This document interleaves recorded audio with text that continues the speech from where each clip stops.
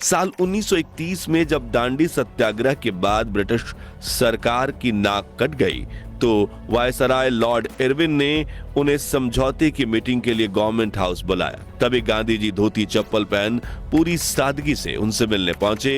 ये वक्त उस कंजर्वेटिव पार्टी के नेता विंस्टन चर्चिल ने गांधी का मजाक बनाते हुए कहा, ये कितना खतरनाक और घिनौना है कि विलायत से बैरिस्ट्री पास कर आया एक शख्स अब राजद्रोही फकीर बन अधनंगा वायसराय के महल की सीढ़ियों पर दंदनाता हुआ चला जा रहा है। इन शब्दों में कटाक्ष तो था, लेकिन वो गांधी के सामने हारी हुई ब्रिटिश सरकार की जलन और खौफ का गवाह था। इसी दिन गांधी जी को सेकंड राउंड टेबल कॉन्फ्रेंस गोलमेज सम्मेलन में लंदन जाने का प्रस्ताव दिया गया। सितंबर 1931 जब गांधी जी जहाज से लंदन पहुंचे तो उनके स्वागत के लिए सैकड़ों सरकारी अफसर और हजारों लोग खड़े थे, जो इस लंगोटी वाले नेता के स्वागत में उछल पड़े।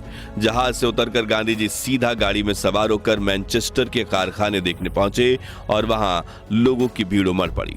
जिसके बाद गांधी जी से मिलने पहुंचे कॉमेडी जगत के मशहूर कलाकार चार्ली चैपलिन, जो गांधी जी से इतना प्रभावित थे कि उनकी आंखें भर आईं। इस दौरान ब्रिटेन के सम्राट जॉर्ज पंचम ने उन्हें बकिंघम पैलेस में चाय पर बुलाया। पूरी अंग्रेज कौम ये देखकर दंग रह गई कि इस औपचारिक मौके पर भी गांधी जी एक धोती और चप्पल पहने राजमहल पहुंचे, जिनके साथ सरोजनी नायडू भी थी।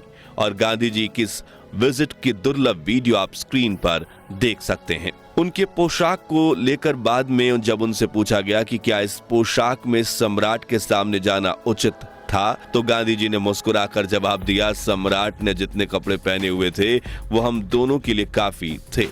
गोलमेज सम्मेलन के दौरान अंग्रेजों ने गांधी जी को कई ऑफर्स दिए, लेकिन उनकी सिर्फ एक मांग थी, भारत की आजादी। उन्होंने वहां कहा था कि मेरी मीटिंग के बाद चाहे जो निर्णय आए, लेकिन यहां से मैं अच्छी यादें साथ ले जा रहा हूं। इस सम्मेलन में भाग लेने के बाद जब गांधी लंदन से बंबई पहुंचे तो उनका स्वागत करने के लिए बंदरगाह पर हजारों लोग खड़े थे। हर तरफ महात्मा गांधी की जय के नारे गूंज रहे थे। कई बड़े नेता ने गांधी जी से मुलाकात की। फिर भीड़ में रास्ता बनाते हुए सरदार पटेल गांधी जी को बंदरगाह से बाहर ले गए। इस दुर्लभ फुटेज में आप देख सकते हैं कि कैसे मुंबई की सड़कें लाखों लोगों की भीड़ से ढकी हुई हैं। तूफानी लहरों की तरह ये इंसानी समंदर महात्मा गांधी के पीछे उनकी जय जयकार के नारे लगाते हुए उनके दर्शन के लिए मचल रहा है। उस शक्ति का दर्शन करने जिसने अहिंसा के सहारे उस साम्राज्य को नीचा दिखा दिया जिसकी सीमाओं में सूरज कभी न अस्त होता हो। गांधी जी की स्वदेश वापसी पर आजाद मैदान में महान सभा में लाखों लोग एकत्रित हो गए। उस वक्त गांधी जी के लिए यह कहना मुश्किल था कि लंदन से वो खाली हाथ लौटे हैं। वरिष्ठ पत्रकार डोमिनिक लापियर लिखते हैं, गांधी ने अपने स्वागत में खड़े लोगों से कहा, मैं खाली हाथ लौटा हूं। भारत को फिर से सविनय अवज्ञा का रास्ता अपनाना होगा। एक सप्ताह भी नहीं बीतने पाया था कि चाय की दावत पर सम्राट का मेहमान रह चुका शख्स फिर से शाही मेहमान बना दिया गया, लेकिन इस बार पूना की येरवाड़ा जेल में। अगले 3 वर्ष गांधी जी के जेल के अंदर से बाहर जाने का सिलसिला चलता रहा। उधर लंदन में चर्चिल गरजते रहे, गांधी को और हर उस चीज को जिसके लिए वो लड़ रहे थे कुचल देना होगा। सन 1940 में जब चर्चिल पर भारत को आजाद कर देने का दबाव पड़ा तो उन्होंने वो मशहूर जुमला बोला, सम्राट ने भारत में ब्रिटिश साम्राज्य को भंग करने के लिए तो मुझे प्रधानमंत्री नहीं बनाया है।